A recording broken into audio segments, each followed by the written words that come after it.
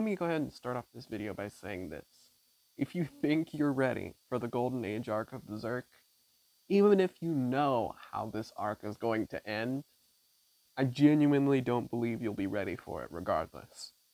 Hello everyone, Hobbyist here, back at it again with another anime and manga review, and this time I am going over the coveted Golden Age arc. As I mentioned earlier in my intro, I knew how this was going to end. I knew about the Eclipse and everything that was going to happen, but the way that it built up towards it totally did not make me ready for it at all whatsoever. I have so much to dive into inside of this review, so for those of you who are new to Berserk and somehow haven't made it to this point yet, please, whatever you do, please get through the Golden Age before you decide if you're going to continue with the rest of the story. Because this arc is either going to make it or break it for you. I think it's just that cut and dry. If you're not sure where the Golden Age arc is, it's going to encompass volumes 3 through 14 of your single issues. And if you're reading the Berserk deluxe editions like I've been, it's going to encompass the last volume of the first book all the way up to about halfway of the 5th book. So that's just something to keep in mind there. But Horde, where do I even start with the Golden Age arc? You think you know Guts? You think you can categorize him in a particular myriad of ways when you're coming out of the Black Swordsman arc? You think he's just the edgy character? That's all there is to him. He's just an asshole just for the sake of being an asshole. Well, that's honestly not the case. In fact, it's far from it. Golden Age arc has like some of the best artwork. There's just so much to dive into. So let me go ahead and first start with Guts. We learn everything there is about Guts and the situation that happened with Donovan in surprisingly more graphic detail, but what can you expect? It's Berserk. They're not gonna really pull any punches when it comes to that sort of thing.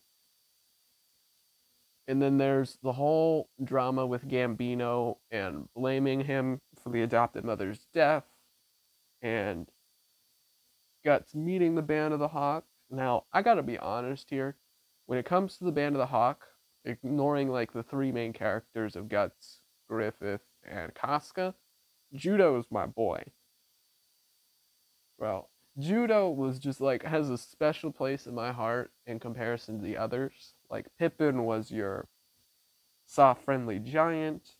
You had Corcus, who was just an asshole, but like, every main character ever's got like some sort of foil character that like gets annoying and is just like pushing at your buttons, but you can't really help it.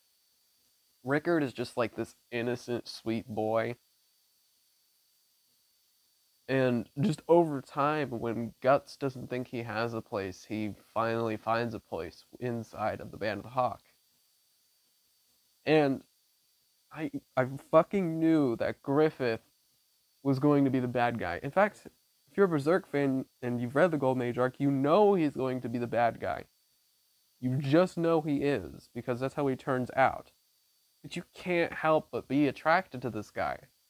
Like, everything about his character is so masterfully done that you, on a like subconscious level, understand why everyone in the Band of the Hawk follows Griffith, why everyone worships Griffith, why Casca couldn't not worship Griffith. Like, his charisma, he had like this innocence to him that like hardly anybody else inside the Band of the Hawk has. Not to mention that he was already a strategic leader and a strategic genius, and was really capable of fighting, hence how he got Guts to join the band in the first place, was by beating him in combat.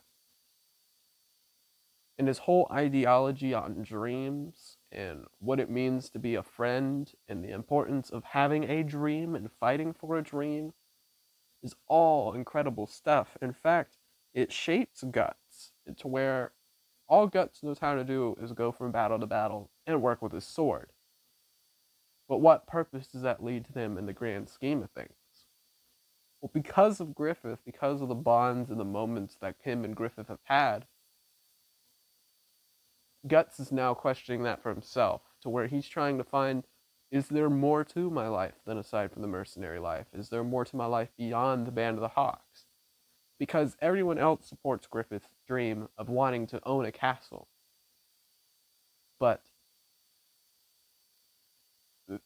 that's because they're all charmed by his charisma. At a certain point, Guts realizes that this isn't the path that he wants to take. He wants to be there for Griffith because he's done so much for him, but he can't throw his own personal life away too. And especially after hearing a conversation with Charlotte, again, I'm going all over the place, just kind of rambling here with this conversation with Charlotte and how Griffith only views you as an equal if you're willing to stand up for yourself and to have your own dreams and your own wants. Whereas everyone else who has kind of been brainwashed by Griffith in a way doesn't see as having their own dream, that their point of existence is to enable Griffith because of all the things that they've done. And as exhausting as the tsundere trope might be when it comes to romance, I think it works the best here, primarily because when you understand everything that Casca's been through, with her being a slave and her almost being raped, and the fact that Griffith wasn't, in fact, the knight in shining armor. He just simply gave Casca the tools to deal with the problem herself. And that he ultimately gave her the choice of whether or not she wanted to join the Band of the Hawk or not. Which is incredibly refreshing, because generally, I'm throwing shots at Sakura from Naruto for this, like, generally, you have your knight in shining armor, and you're swooned because of this noble figure that came to you, and that you were going to worship this noble figure regardless. So, Sakura and Sasuke don't make any sense as a couple, in my opinion.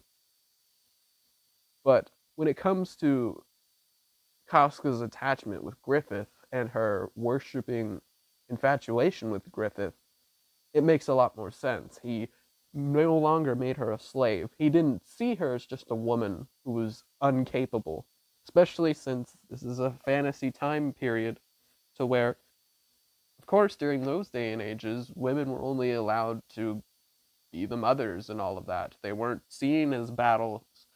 And the fact that Casca was able to prove herself as a warrior, not just as a woman, but just as a warrior, and was able to gain the respect where everyone inside the Band of the Hawk sees her as a big sister.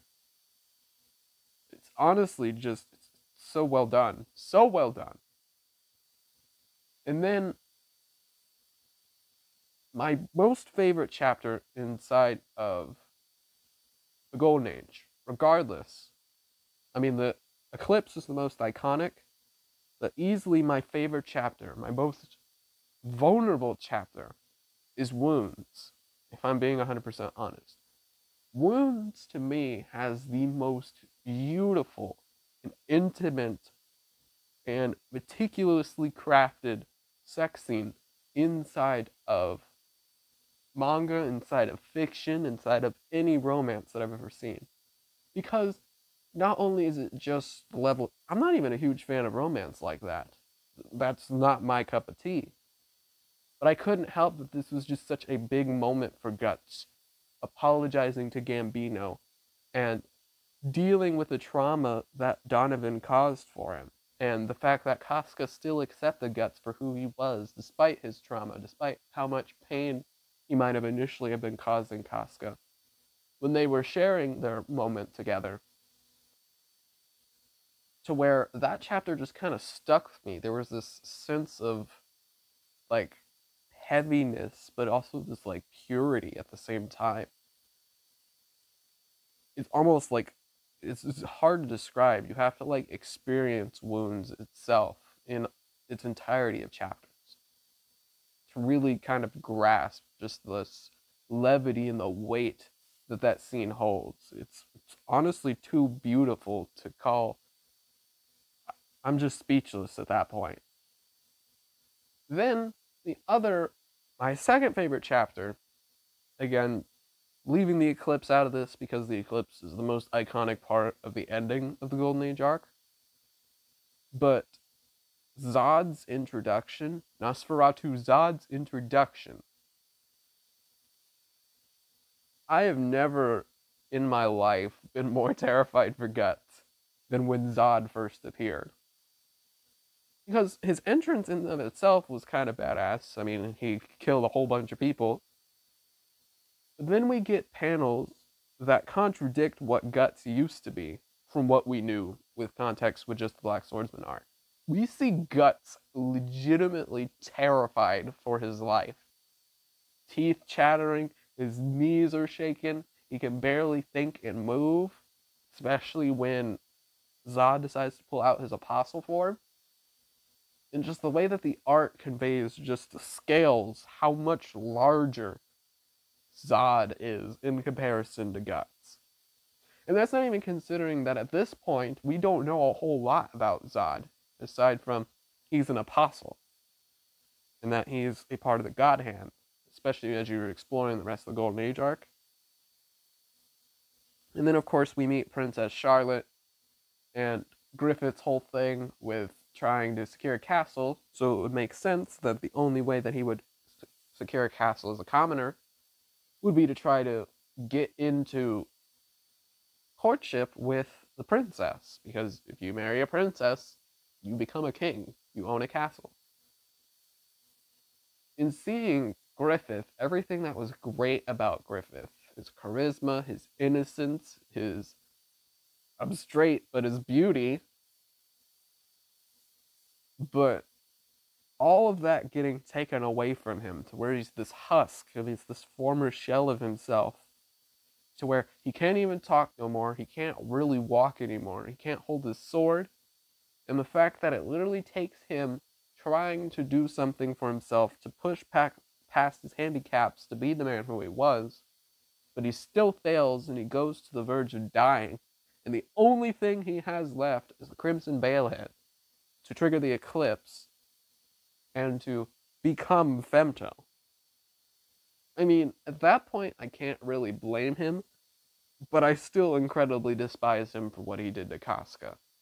There was just this level, after the Eclipse, and during the Eclipse, all I could think about while everything was happening was going back to wounds, going back to everything that Guts and Casca had built up for each other, and just watching it all shatter into a million pieces.